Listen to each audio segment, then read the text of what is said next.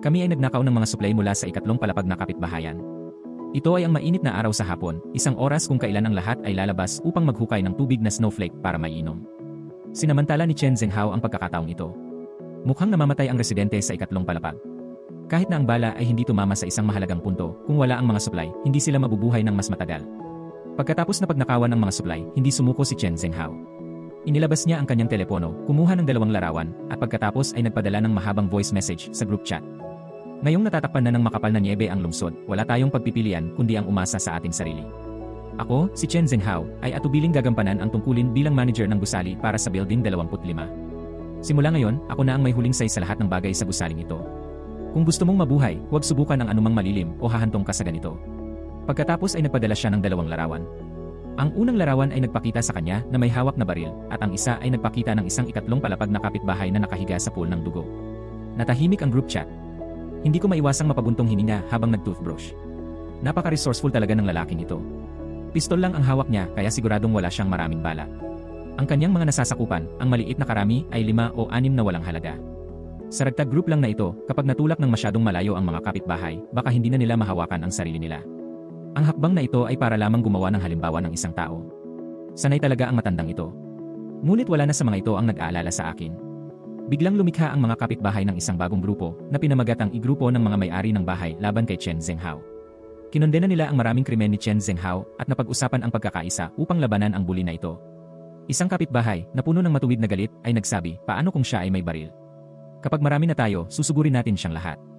Ang isang kapitbahay na nagngangalang Ma ay agad na tumugon, maghahatid ako ng isang kaliwang sipa na sinusundan ng isang kanang sipa. Tinitiyak kong hindi nila ito kakayanin. Ang lahat ay tila natupok sa madamdaming talakayan tungkol sa kung paano haharapin si Chen Zhenghao na parang hindi na sila makapaghintay na sumugod at patayin siya. Sa puntong ito, sumingit ang isang kapitbahay, kailan tayo magsisimula? Walang nakasagot agad sa grupo. Tumawa ako ng malakas, iniisip, sino ba ang hindi magaling magsalita ng malaki? Kung talagang kailangan natin kunin ang bala at ipagsapalaran ang ating buhay, walang maglalakas ng loob. Sa puntong ito, si Uncle Yu, kadalasan ay isang taong kakaunti ang salita, ay nagpahayag, ang bastos na yon na si Chen Zhenghao, kung ipagpapatuloy niya ito, lahat tayo ay mamamatay. I can lead the charge, everyone, come with me. Si Uncle Yu ay isang veterano na may tuwid na mukha. Ang kanyang madamdamin na espiritu ay nakakuha sa kanya ng paggalang sa kapitbahayan. Puno na siya ng galit sa walang hiyang hamak na si Chen Zhenghao. Ang mga kapitbahay sa grupo ay umalingaw-ngaw sa kanyang mga salita. Sinabi ni Uncle Yu na kailangan niya ng isang dosena o higit pang mga kabataang lalaki upang samahan siya dahil mayroon siyang baril. Sa sandaling ito, may sariling opinyon ang isang kabataang babae sa grupo. Uncle Yu, itigil mo na ang pagpapanggap na napakagandang tao. Ganyan ninakaw ni Auntie Lin ang mga gamit ng lahat. Kung ikaw, Tio, ang nanguna sa natitirang mga lalaking may kakayahang sumama kay Chen Zhenghao, kung gayon ang iba sa amin, ang matatanda, ang mahihina, ang mga babae, at ang mga bata, ay mapapahamak. Sinabi rin niya na ang mga kababaihan ay mas mahalaga sa lipunan ngayon at ang tanging tungkulin ng mga lalaki ay magbigay ng mga serbisyo para sa mga kababaihan. Dahil siya ay isang sundalo at isang mahusay na mandirigma, dapat pumunta si Uncle ng mag-isa at ang iba pang mga lalaki ay dapat manatili sa likod upang protektahan ang mga kababaihan. She added, yung hindi nakakaintindi, tanga lang. Gayunpaman, kakaunti ang tumugon na wala siyang kabuluhan. Uncle Yu was disappointed. Sa isang sandali, ang kapitbahayan ay nahahati sa 2 kampo. Napanood ko ang dramang ito ng may labis na interes. Pagkatapos ng lahat, ang mga opsyon sa entertainment ay limitado sa mga araw na ito, at ang panonood sa kanila na nag-hysterical na humahampas sa grupo ng mga may-ari ng bahay ay medyo nakakaaliw. Marahil ay napigilan sila ng matagal. Ang lahat ay sa wakas ay nakahanap ng isang labasan para sa kanilang mga pagsabog, pansamantalang nakalimutan ang orihinal na layunin ng paglikha ng grupo. Pinanood ko ang mga biro nila habang papunta ako sa kusina. Ginawa ko ang aking sarili ng isang mangkok ng nilagang manok at kanin, ngunit ito ay mukhang at amoy kasing sarap ng Auli J. Pagkatapos, umalingaw-ngaw ang isa pang malakas na putok ng baril. Dali-dali kong tiningnan ang surveillance footage. Mukhang 2 sa mga tauhan ni Chen Zhenghao ang patay. Sa pag-alala kung paano ko sila sinaksak ng tubig ilang araw ang nakalipas, naisip ko na sa wakas ay na-freeze sila sa sobrang lamig. Hindi ko lang maintindihan kung bakit nila iniwan sila sa entrance ng hallway imbes na itapon na lang sila sa bintana. Isang nakakatakot na pag-isip ang pumasok sa aking isipan, iniiwan ba nila ang kanilang mga katawan doon bilang mga backup na rasyon? Napatindig ang balahibo ko sa isiping iyon. Inaayos din ni Chen Zhenghao ang lahat. Hindi ko nais na magkagulo, ngunit si Chen Zhenghao, isang batikang veterano, ay nagkaroon ng paraan. Hinawakan pa niya ang kanyang mga tauhan sa pagtutok ng baril. Sa huli, ang kanyang layunin ay panatilihin silang buhay ng kaunti pa. Ngunit alam na alam ni Chen Zhenghao na kung walang baril, ang kanyang grupo ng mga kabataang karaoke ay hindi tiyak na susunod sa kanyang mga utos. Sa pamamagitan lamang ng pagbabahagi ng mga paghihirap sa kanyang mga tauhan, ay tunay na sila ay nasa parehong pahina. Sa puntong ito, hindi ko maiwasang mapabuntong hininga, napakalupit nitong lalaking si Chen Zhenghao. Ngayong hindi pa nauubos ang supply ng pagkain, naghahanda na siya para sa tag-ulan, gamit ang katawan ng kanyang mga kapatid bilang reserbang pagkain. Ito ay tunay na hindi makatao. Naisip niya, huwag mo na akong buluhin muli, o gagawa ako ng higit pa kaysa sa baliin ang kanyang binti. Kinabukasan, biglang nakatanggap siksing ko ng desperadong sigaw para sa tulong mula sa isang tao. Ito ay walang iba kundi si Liu Tianqian, ang diwata na nagprotesta laban sa tiyuhin kahapon. Narinig niya ang kanyang mga hiyawan habang kinakalampag ni Chen Zhenghao ang kanyang pinto, isang pagbaliktad ng kanyang mapagmataas na retorika mula noong nakaraang araw. Nakiusap ako kay Uncle Yu na humakbang at iligtas ako. Kahit na si Uncle Yu ay mabait at taos puso, hindi siya magiging hangal na pumunta at mamatay ng walang kabuluhan. Kung nagkaisa ang lahat sa ilalim ng kanyang pamumuno kahapon, magkakaroon sana ng pag-asa na masakop si Chen Zhenghao. Sa puntong ito, hindi lamang walang tumugon sa grupo, ngunit mayroon ding isang alon ng panunuya. Hindi ba't napakatalim ng mga suntok mo kahapon? Tinalo ko sila at maya-maya ay bumukas ang pinto. Ang komunidad ay sarado sa loob ng kalahating buwan, at sina Chen Zhenghao at Xiao Kara ay parehong nakaramdam ng pagkahilo. Si Liu Tianqian ay kinaladkad palayo, at si Fang Yiqin at Lin Keining ay nataranta. Alam nila na kung hindi pa rin sila makalipat sa bahay ko, malamang sila na ang susunod. Pagkatapos ay tinawagan nila ang full-level na bootlicker na si Zhu Peng, at sa pamamagitan ng kanyang mga koneksyon, nakarating sila sa bahay ni Wang Min sa ika-18 palapag. Si Wang Min ay pinsan ni Zhu Peng. Sa pag-unawa na siya ay isang malaya at malakas na babae, lumipat din si Wang Min kasama ang ilan sa kanyang mga kasamahan at kaibigan, at nagpasya silang magsama-sama para sa init. Pumayag si Wang Min na imbitahan silang dalawa ni Fang Yi na manatili dahil nangako sila na kukumbinsihin akong lumipat sa kanila. Pagkatapos ay gumawa sila ng group chat, sinusubukan akong kumbinsihin na hayaan ang lahat na magkubli sa aking tahanan at labanan ang walang awa na si Chen Zhenghao ng magkasama. Sinabi rin nila na ang aking bahay ay may balkonahe at isang matibay na pintuan ng seguridad na ginagawa itong isang perpektong lugar para sa pakikipaglaban kay Chen Zhenghao. Inisyan ko ito, iniisip kong maririnig ko ang plano nila mula sa mahigit 10 palapag ang layo. Pagkatapos ay tumugon ako sa isang mapurol na mensahe ng boses. Ako ay ganap na kontento sa pamumuhay mag-isa, kaya't huwag mangarap. Pagkatapos, ang kasamahan ni Wang Min na si Sun Zichao. Mula sa mataas na moralidad, kinunden ako sila. Ang buhay ng bawat isa ay nasa panganib ngayon. Hindi mo maaaring baliwalain ang kaligtasan ng iyong mga kapitbahay. Ito ay 7 o 8 buhay at kilala ko sila ng personal. Ngunit kapag naiisip ko ang aking sarili na inuusig hanggang mamatay sa aking nakaraang buhay, hindi na ako magiging malambot ang puso. Tutal, ang aking mga kapitbahay ay nagbahagi ng aking pagkain at sila ay kasama nila. Ngayon, sa apokalipse, kinakausap mo ako tungkol sa sangkatauhan. Ang tanging paraan upang mabuhay ay ang mabuhay. Pagkatapos ay dumating ang isang voice message, wala kang halaga sa akin. Ano ang kinalaman sa akin ng laban mo kay Chen Zhenghao? Agad akong lumabas sa group chat sa pag-aakalang sinusubukan ako ng mga taong ito. Puro wishful thinking iyon. Hanggat wala akong moral, hindi nila ako magagamit para i-hostage ako. Sinumpa ni Fang Yiqing si Zhang Yi, ikaw ay walang pusong basura.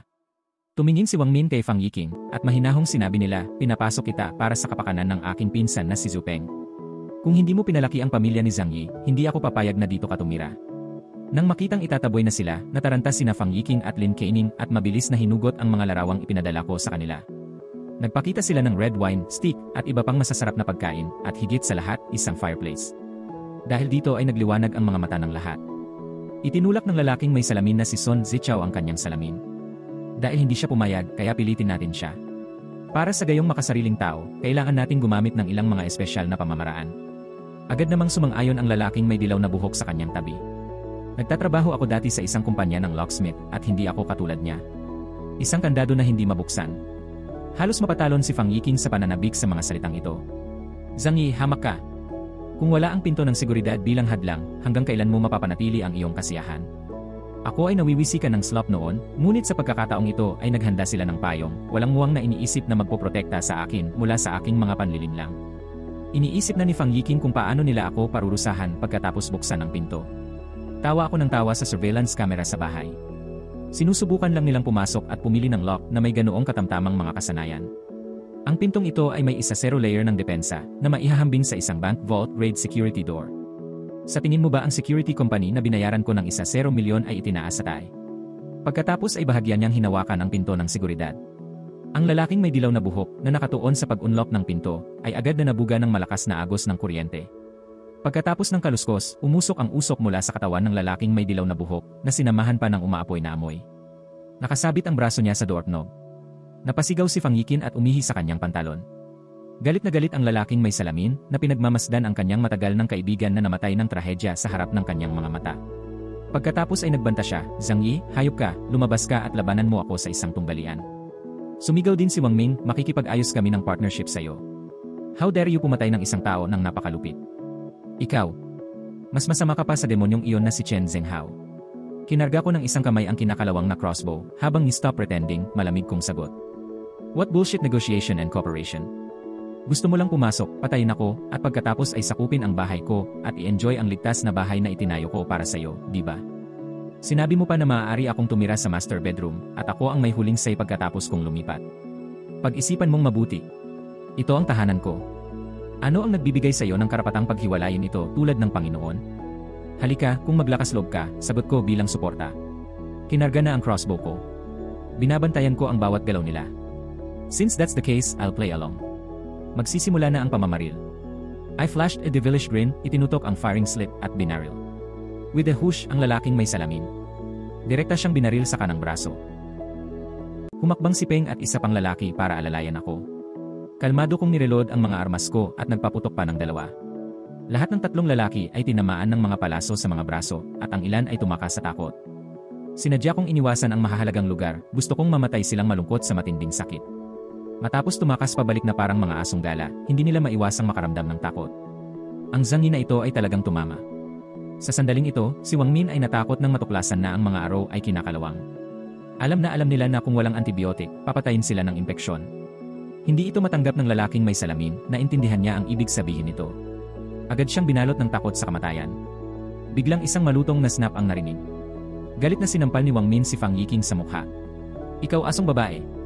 Ngunit ang lahat ng ito ay salamat sa iyo. Bakit hindi niya sinabi sa akin na may espada siya sa bahay? Sinusubukan ba niyang patayin kaming lahat?"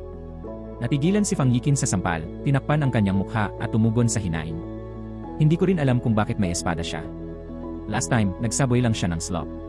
Nakita ang kanyang pinakamamahal na diyosa na sinasampal ng kanyang pinsan. Si Zhu Peng, na nagtitiis sa matinding sakit, ay humakbang pasulong upang harangan si Fang Yiqing. "Huwag kang magalit, pinsan. Si Ikin ay isang simpleng batang babae. Paano niya nalaman?" Si Wang Min, nang makita ang kalokohan ng kanyang pinsan, ay nagangalit ang kanyang mga ngipin, halos magdulot ng mga pinsala sa loob at sumigaw, "Umalis ka rito." Lumapit ang lalaking may salamin at sinabihang kumalma siya. "Lahat tayo ay nasugatan ngayon at nangangailangan ng pangangalaga. Itago natin sila dito." Upang maiwasang itaboy, agad na naintindihan ng dalawang bailian. Mabilis silang nag-squat para gamutin ang kanilang mga sugat, habang si Wang Min naman ay nagmamadaling tinawag si Ia Zhu. Dumating si Zukier nang walang sabi-sabi, may dalang medical kit. Isa pa itong sugat sa palaso. Pagkatapos suriin ang sugat, sinabi ni Ia Zhu na ito ay masyadong malalim at nangangailangan ng agarang operasyon na may espesyal na kagamitan, kung hindi, ang mga kahihinatnan ay magiging nakapipinsala. Sa puntong ito, si Wang Min, na palaging nagpapakita ng sarili bilang isang malakas na babae, ay napaluha. Pagkatapos ng lahat, ang mga lalaking ito ay ang kanyang pinakamalapit na kaibigan at pinsan. Hindi napigilan ni Wang Min na sumpein si Zhang Yi, tinawag siyang demonyo. Kahit gusto naming sakupin ang bahay niya, wala kaming balak na patayin siya. Ang pangalan ni Zukier ay nagbalik din ng mga alaala. Nahirapan siyang isipin na ang isang maaraw at gwapong lalaki ay napakalupit, ngunit ang kanilang mga salita ay nagsasalita din ng mga volume. Sa pag-unawa sa sitwasyon, alam niyang hindi sila karapat-dapat ng labis na simpatya. Tumayo si Zukier at mahinahong sinabi, "Kailangan pa natin ng gamot, kung hindi ay maaaring nasa panganib ang kanilang buhay anumang oras." Sa sandaling ito, biglang may naalala si Fang Yiqing at tuwang-tuwang sinabi, "Kung kailangan mo ito, naaalala kong si Zhang Yi ang mayroon nito sa bahay." Isang buwan lang ang nakalipas, nagsimulang mag-imbak si Zhang Yi na parang baliw. Isang araw, nakakita ako ng shipment mula sa isang pharmaceutical company. Dapat ay mayroon itong gamot na kailangan natin. Sa sandaling ito, ang lalaking may salamin sa mata, na halos mamatay, ay napaupo sa gulat. Nang marinig ni Zhang Yi na may hawak na gamot si Zhang Yi, naramdaman niyang parang nakahawak siya ng lifeline. Pinag-isipan nito ni Zukier, ang mga antibiotic ang pinakakaraniwang gamot. Kung ang isang tao ay nag-anticipate ng isang sakuna at nag-imbak ng isang backup, ang mga antibiotic ay magiging ganap na mahalaga. Nanginginig sa sakit ang lalaking nakabeso. "Bilisan mo at kumuha ng gamot si Zhang Yi. Siya ang nagpapasakit sa atin ng sobra. Dapat bigyan niya ako ng gamot para mailigtas ako." Alam ni Wang Min na hindi ito madaling gawain. Malinaw na sinadya niyang patayin kaming lahat ngayon, kaya paano niya kayang ibigay ang gamot ngayon? Si Fang Yiqing, na ngayon ay puno ng matuwid na galit, ay nagpahayag, "Hindi namin sinasadyang saktan siya. Gusto lang naming pasukin ang bahay at kumuha ng mga gamit." Hindi namin kukunin ang lahat ng ito at mag-iwan kami ng ilan para sa kanya. Sa halip, siya ay walang utang na loob at gusto kaming patayin. Ang hustisya ay sa amin. Natahimik si Zucker nang marinig ito. Ang babaeng ito ay isang henyo sa lohika. Ngunit dahil wala itong pakialam sa kanya, hindi gaanong nagkomento si Dr. Zhu. Agad niyang inilabas ang box ng gamot niya para pigilan ang pagdurugo ng iba pero halos wala na itong laman. Kung tutuusin, marami na ang naubos sa pagpapagamot kay Chen Zhenghao. Ngayon, nang wala ng gamot, maaari na lamang niyang bawiin ang gamot. Tinanggal lang niya ang karayom at binalutan para kahit papano ay hindi na masakit ang kanyang kamatayan. Sa puntong ito, naniniwala pa rin sila na wala silang ginawang mali at sinusubukan lamang nilang mabuhay. Sinisilang nila si Zhang Yi sa pagiging makasarili nito. Bakit siya nagkaroon ng napakagandang kalagayan sa pamumuhay para sa kanyang sarili? Sa sandaling ito, biglang itinuro ni Wang Min si Fang Yiqin. Kailangan kong iwanan ang gawain ng pagkuha ng gamot sa iyo. Nagsimula ang lahat ng ito dahil sa iyo at narinig kong si Zhang Yi ang backup mo kaya dapat ikaw ito. Bahagyang pumayag ang lalaking may salamin. Sa sandaling ito, si Zhu Peng, isang top-level na licker, ay lumapit. Bagamat medyo nag-aatubili siyang humingi ng tulong sa kanyang diyosa sa kanyang karibal, ang matinding sakit sa braso nito ang nagpaalala sa kanya na baka ito na ang huling pag-asa niya. Pagkatapos ay sinabi niya, kailangan kong tanungin ka, Yu King. Tutal, mapoprotektahan lang kita kung buhay ako. Pagkatapos nito, walang pagpipilian si Fang Yiqin, kahit na siya ay lubhang nag-aatubili. Alam niyang magagamit pa rin niya si Zhu Peng. Kung hindi, si Wang Min ay masisipa sa loob ng ilang minuto, at maaari siyang maging laruan ni Chen Zhenghao sa susunod na araw. Fang Yiqin na naggangalit ang kanyang mga ngipin at tinawag si Zhang Yi, humihikbi, na kuryente mo ang kasamahan ni Wang Min.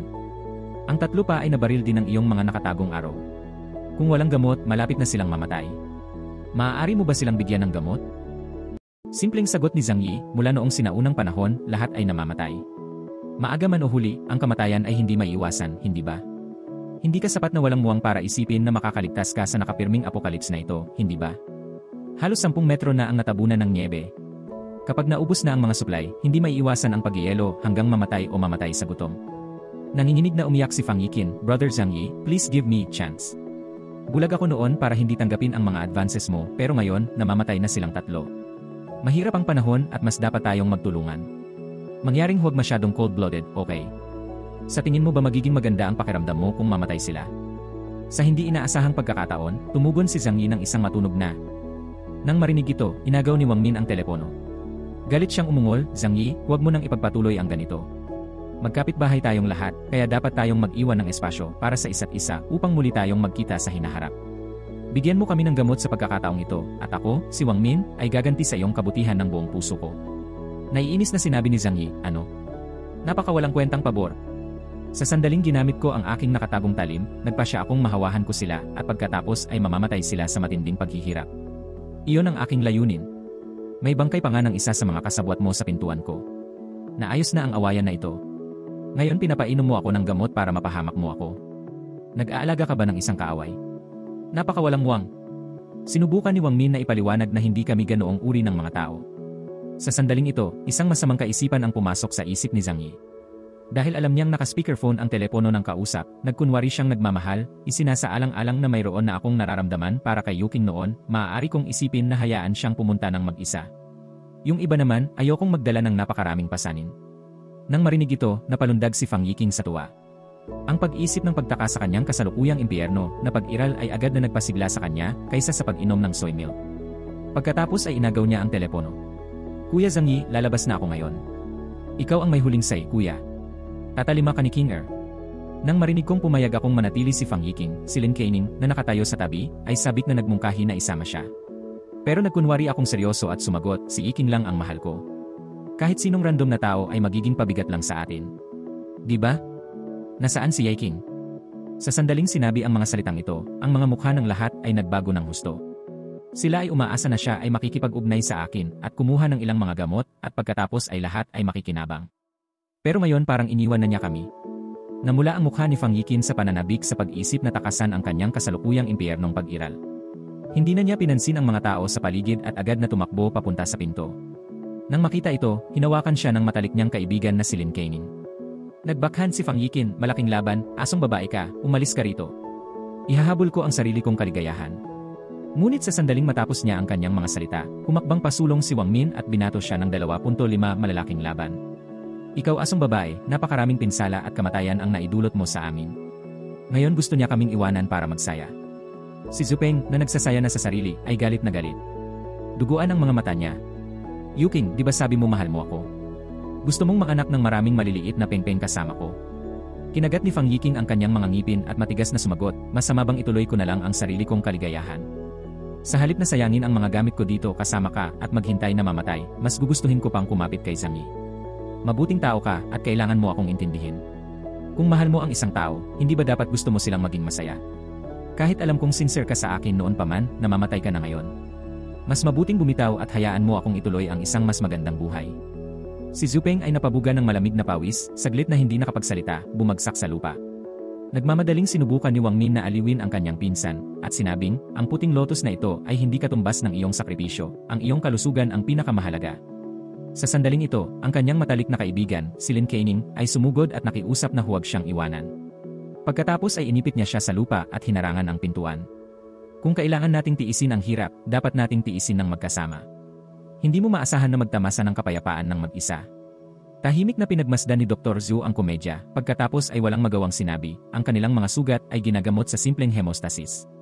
Kung walang gamot, malamang na magkaroon ng impeksyon. Maging handa. Noon lang, nagpumiglas ang lalaking may salamin. Kailangan nating kunin ang gamot kay Zhang Yi, kung hindi, mamamatay tayong tatlo. Patay o patay na? Nakaisip ako ng paraan para subukan natin. Nagningning ang mga mata ng lahat. Kailangan nating subukan ito kahit na ano. Sa halip na maghintay na mamatay, maaari pa nating subukan ito. Pagkatapos, itinulak ng lalaking may salamin ang kanyang salamin pataas, isang masasamang ekspresyon sa kanyang mukha. Dahil ang pamilya ni Zhang Yi ay may napakaraming supply ng pagkain, at mayroon siyang fireplace, kaya dapat marami siyang panggatong na nakatago. Ngunit ilan lamang sa atin ang nakakaalam ng impormasyong ito sa ngayon. Dahil hindi natin kayang pasukin ang bahay ni Zhang Yi kasama ang ilan lang nating mga sundalo, maipakalat din natin at ipaalam sa buong gusali na may malaking supply si Zhang Yi. Kung ang ilan sa atin ay hindi makayanan, paano ito kakayanin ng 10,000 tao sa isang gusali? Not to mention that Mad Dog Chen Zhenghao, armado siya ng baril. Pagkatapos naming pasukin ang kanyang bahay, ang kailangan lang namin ay ang ilang gamot at pagkain ay hindi dapat maging problema, naisip ng lahat na naroroon.